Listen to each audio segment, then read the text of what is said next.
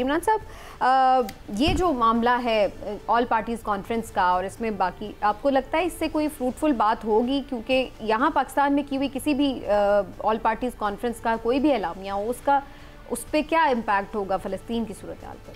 देखिए समीना, बात यह है कि हो सकता है कि यहाँ पे जो ऑल पार्टीज़ कॉन्फ्रेंस हो उसके एलामियों का बराह रास्त फ़लस्तीन पे या इसराइल पे कोई इम्पेक्ट ना आए, लेकिन बाज़ चीज़ें जो होती हैं वो सिर्फ इम्पेक्ट छोड़ने के लिए होती हैं, तासुर के लिए होती हैं और दूसरों के मैसेज देने के लिए होती हैं। इससे ऑल पार्टीज़ कॉन्फ्रेंस से एक तो ये मैसेज आएगा आलमी पूरी सतह पे, आलमी इदारों में और ख़ास तौर पे मुस्लिम वर्ल्ड में कि पाकिस्तान जो है अपने फ़लस्तीनी भाइयों के साथ खड़ा है। दूसरा, इससे ये होगा कि आप चाहे इसको जिस तरह से भी ले, लेकिन बहरहाल पाकिस्तान एक एटमी ताकत है और इसराइल जिन ममालिक से थोड़ा बहुत हाइफ है मुस्लिम ममालिक से, उनमें पाकिस्तान सरे फहरिस्त है और इसराइल को अगर यहाँ से कोई स्ट्रॉन्ग मैसेज जाता है तो उसको यकीनन उसको सीरियसली लेना पड़ेगा।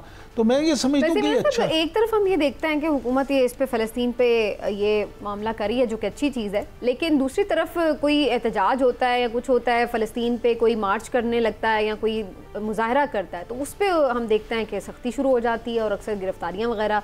इस जमात इस्लामी के जो साबिक सैनेटर थे मुश्ताक अहमद साहब, अभी कुछ दिन पहले उन्हें फिर गिरफ्तार किया गया था, उनकी अहलिया समेत। इसी तरह गज़ा के ऊपर जो वो करना चाहते हैं, तो ये क्या दो तरीक़ों की अजीब सी पॉलिसी नहीं है कि एक तरफ आप जो प्रोटेस्ट कर रहे हैं उसको पकड़ लें और दूसरी तरफ खुद भी उसके लिए कॉन्फ्रेंस मुनक़िद करें? नहीं समीना, उसमें दो चीज़ें हैं। पहली बात यह कि अगर कहीं पे दफ़ा 144 नाफिज कर दी है या हुकूमत ने को पाबंदी लगाई है, तो वहाँ पे अगर कोई भी करेगा कोई एहतजाज तो गिरफ्तारी तो होगी। अगर किसी ने एहतजाज करना, वो बाकायदा जो एक प्रोसेस है, ड्यू प्रोसेस, वो इजाज़त ले इंतज़ामिया से और जहाँ पे उसका तय हो वहाँ एहतजाज करे। पीटीआई और दूसरी जमातों का फ़र्क है जो हम अक्सर डिस्कस भी करते हैं कि पीटीआई के लिए हुकूमती इदारों की पॉलिसी ज़रा डिफरेंट है। दूसरी जमातें जो हैं, जमात इस्लामी ने धरना दिया है, एहतजाज किया, लियाकत बाग में गए, उनको तो इजाज़त मिल गई। तो ये इस तरह से। लेकिन दानिश साहब, आपका इस पे क्या टेक है? सारी जमातें इस पे अगर इकट्ठी हो रही हैं तो ये एक अच्छा सियासी इनिशिएटिव है हुकूमत की तरफ से? जी अच्छा है, लेकिन I think it's too little too late. वहाँ पर जो है तकरीबन लास्ट जो सुना था 35,000 तक बच्चे जो हैं ज़ख्मी और वो कत्ल हो गए हैं और एक जेनोसाइड है और इसराइल के ऊपर इस चीज़ का बिल्कुल कोई ऐसा फ़र्क नहीं पड़ेगा। उसकी वजह यह है कि उन्होंने तो यूएन के सेक्रेटरी जनरल को पर्सोना नॉन ग्राटा डिक्लेयर कर दिया, जो पूरी दुनिया का मतलब एक किस्म का अदारे का हेड है जिसकी ज़िम्मेदारी है ये चीज़ें निपटाना। तो उसमें यह है कि मैं नहीं समझता कि इसका कोई ऐसा उनके किरदार के ऊपर असर पड़ेगा कि वो कोई इन चीज़ों से बाज आ जाएंगे या वो किसी तरफ जो है ना मामलात को। ठीक है, बाकी दुनिया में आप देखें स्पेन में कितने बड़े प्रोटेस्ट हो रहे हैं, बरतानिया में जगह जगह कितने हो रहे हैं, यहाँ भी एक हो जाएगा। अब कहने का मकसद ये है कि जो ऐसे फोरम्स हैं जैसे कि अभी सऊदी अरेबिया ने भी इसको इनिशिएट किया है और ममालिक ने, कि जिसमें जो मुस्लिम ममालिक हैं वो इकट्ठे होकर कोई ऐसा अलामिया तैयार करें या इस तरह की कोई बात करें, तो फिर जाके चीज़ें जो हैं वो एक किसी सिमत में जाना शुरू हो सकती हैं। और उसमें दीगर जो ममालिक हैं जो सेम फीलिंग्स इज़हार कर चुके हैं, जैसे मुख्तलिफ ममालिक हैं जो कह रहे हैं कि अभी फ्रांस ने बयान दे दिया कि जी इनके ऊपर आर्म्स एम्बार्गो लगाएं इसराइल के ऊपर, ये छोटी बात नहीं है, और बेशुमार ममालिक हैं। जी सब ये फरमाइएगा कि हुकूमती ज़रा ये कहते हैं कि दोस्त ममालिक, कुछ दोस्त ममालिक 27 अरब डॉलर्स की सरमायाकारी करने को तैयार हैं पाकिस्तान में। आप क्या समझते हैं, ये हमेशा ऐसी बातें की तो जाती हैं, खुशखबरियाँ सुनाई जाती हैं, कभी कहा जाता है 30 अरब डॉलर की सरमायाकारी है, कभी कुछ, कभी 100 अरब डॉलर, कभी 55 अरब डॉलर, तो सरमायाकारी वो होती ही नहीं। MOU हो भी जाएं तो वो पाया तकमील तक नहीं पहुंचते। आप इसकी वजह क्या समझे? जी ये लंबी कहानियाँ हमने बहुत सुनी है और फिर मैं दोबारा वही बात करता हूँ, ये मुख्तलिफ जो लीडरान ग्रामी हैं उन्होंने भी बड़ी सुनाई है कि तस्बीह पकड़ के बस आप दुआ करें जी बलूचिस्तान के सामने तेल का इतना बड़ा ज़ख़ीरा है कि पाकिस्तान के वारे न्यारे हो जाएंगे, और फिर कुछ भी नहीं। हमने तकरीरों में सुना कि जी वो करक में कोई गोरा गया था जी, उसने मुझे बताया कि वो पानी के लिए कुआं खोदा तो उसमें से गैस निकला, इतनी गैस है, गैस तो हम एक्सपोर्ट करेंगे। वो कितने गई गैस? ज़ेरे समंदर भी गैस का ज़ख़ीरा है, मतलब किसी का नाम लिए बगैर, लेकिन ये कहानी आराम कहानियाँ हमने बड़ी सुन ली है ना। तो इसमें जो मैं आपको पते की बात बता दूँ, जो फैक्चुअल बात है वो ये है कि IMF के डिप्टी मैनेजिंग डायरेक्टर साहिबा एंटोनेट उनका नाम है, उन्होंने अभी जून में एक स्टेटमेंट जारी की थी, वो उनकी वेबसाइट पे मौजूद है, आप देख सकते हैं।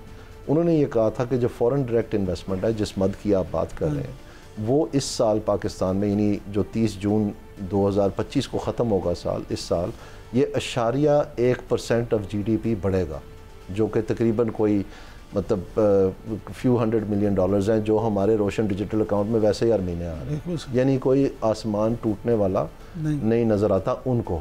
उनका काम क्या है IMF का? IMF का काम यह है कि वो देखें कि पाकिस्तान में जो मांग है डॉलर्स की, फॉरेन करेंसी की, और जो हमारी पैदावार है फॉरेन करेंसी की, उसमें गैप कितना है, वो ये फाइनेंस करते हैं ताकि हम डूब ना जाएं। ठीक है जी। तो जिनका काम ही ये है अंदाज़ा लगाना कि पाकिस्तान को कितने पैसे मिलने हैं हार्ड करेंसी में, इंक्लूडिंग फॉरेन डायरेक्ट इन्वेस्टमेंट, वो ये कह रहे हैं, तो वो मेरे ख्याल में सारे ऐसे ही बैठे हुए हैं। तो उस चीज़ का कोई खातिर खा जवाब भी नहीं दिया हुकूमत ने। एक मैं और स्टोरी पे आप लोगों का कमेंट ले लूँ, फिर ब्रेक की तरफ जाएंगे। इमरान साहब, PTM के ऊपर आज पाबंदी के हवाले से एक नोटिफिकेशन जारी हुआ है, कैसे इसको देखते हैं आप? एक ऐसी और यानी जमात है वो जो असम्बली में भी रिप्रेजेंट करती रही है और उसको आप एकदम पाबंदी लगा देते हैं, तो जरगे कर रही हैं पिछले दिनों अमन के लिए, तो ये कैसा एक इकदाम है जो हुकूमत की तरफ से किया गया?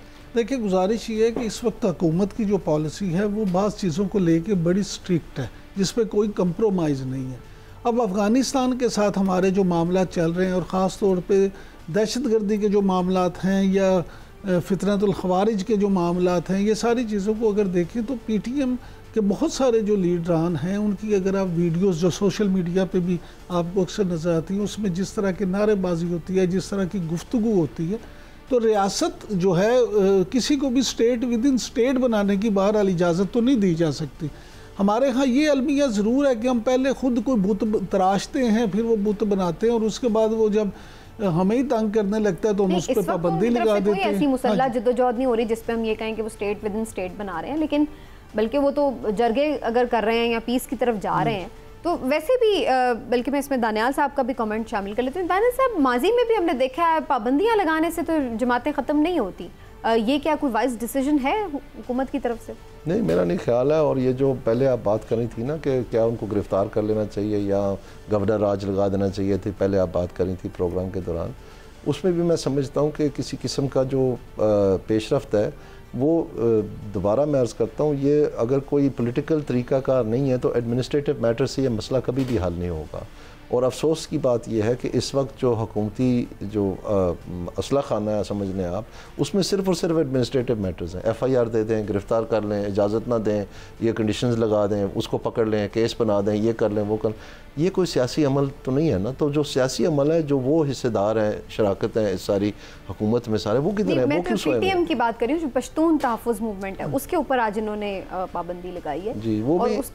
वो भी देखें, वो जो सफ़र कर रहे हैं ना ये पश्तून मूवमेंट की वजह से, जो मर्ज डिस्ट्रिक्ट्स हैं, अर्स्टवाइल जिसको फाटा कहते हैं, उनमें जो इन्होंने ख़ुद जाके वादे किए थे उनके ऊपर ये पूरे नहीं उतरे, तो वहाँ पर एक बेचैनी पाई जाती है, उसके ऊपर ये कैपिटलाइज़ कर रहे हैं। ज़ाहिरी बात है ये होगा, तो क्यों ऐसे वाद? देखें, रेवोल्यूशन का जो बुनियादी है वो आप एक्सपेक्टेशंस बढ़ा देते हैं और फिर उसके नीचे से क्लीन खींच लेते हैं, तो वो फिर एक गुस्से में और एक बेरा रवि में वो तब्दील हो जाता है और रिएक्शन आ जाता है। बिल्कुल, तो वो आप एक दफ़ा नहीं, आप बार बार कर रहे हैं। और ये मैं आपको बता दूं कि वो कौमें ऐसी हैं कि वो धोखा जो है वो खाने वाली नहीं है, एक दफ़ा नहीं खाती हैं। वो अंग्रेज़ ने भी एक दफ़ा ऐसी गलती की थी, वो सारा कैंप मार दिया और एक ही ब्राइडन छोड़ा था, जाके घोड़े के ऊपर वापस आया था, सिर्फ इसलिए कि बताया कि हमारे साथ हुआ क्या था।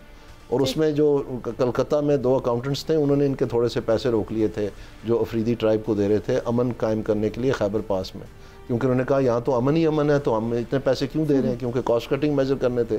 उन्होंने उनके पैसे काट दिए, तो उन्होंने जब पैसे देने आए उनको कि जी, उन्होंने कहा ये कम है, तो उन्होंने कहा जी इसलिए कम है क्योंकि हालात बहुत ख़राब है। उन्होंने कहा ठीक है, तो फिर हालात ख़राब होते देखे फिर उन्होंने। तो कहने का मकसद ये है कि आप जो उनके साथ वादा करते हैं पूरा करें या ना करें।